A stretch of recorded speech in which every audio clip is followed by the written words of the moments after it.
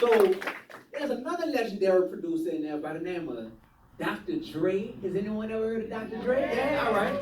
So they in there working. So Manny found out I was in Atlanta. So Manny calls little D1 up, like, hey bro, I'm at Patchwork, come pull up.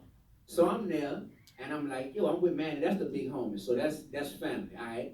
Dr. Dre walks in. Now I love Dr. Dre like the rest of us, but I wasn't starstruck. You know what I'm saying? It's like, I bet that's cool.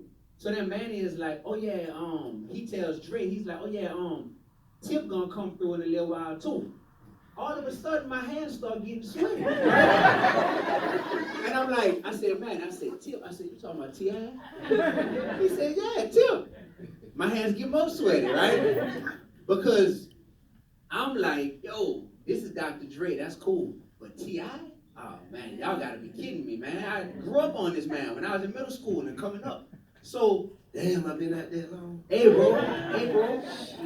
bro. But a few minutes later, this brother T.I. walks in with Clay Evans. I know Clay, with Doug, you know what I'm saying? With some, I think you had Spody with you. You were the audit, you know what I'm saying? Right. So y'all all come walking in. I'm so nervous, right, at the time. I know you don't remember this, so I'm so nervous. So I'm like, dang. So little do you know, my brother. I remember that night with Dre. You remember that? And Manny. I was there. I don't remember that. But I know that night, we was at Patchwork in the back, in the big room. I remember that. Yeah. So, we went to the strip club that night. Yeah, I wasn't going to stay that far, but yeah. They went to the strip club. I did strokers that night. I remember I took Dr. Dre to stroker. There you go. Yeah. So after, long story short, I'm sitting here like, man, I cannot let this whole night go by without going holler at Tip. So little do you know, I know you don't know this either. While you were unfortunately incarcerated, you know what I'm saying? I'm so glad that you shook back like a big dog from all that. Oh yeah, y'all make some noise. And free my big dog Mac, by the way, but and free Doogie. Come on, free BG, believe that.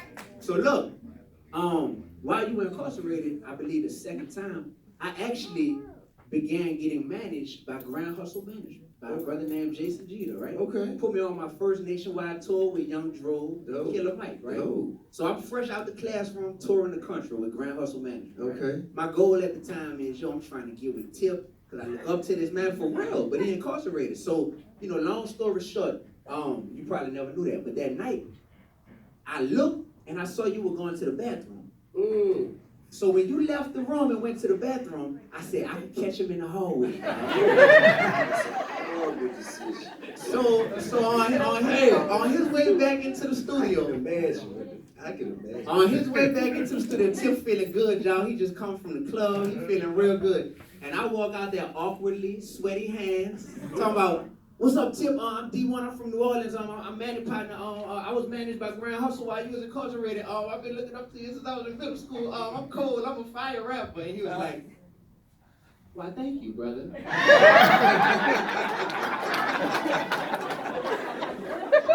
I'm honored to make your acquaintance. That's what he said. And then he walked back into the room, and we didn't speak for the rest of the night.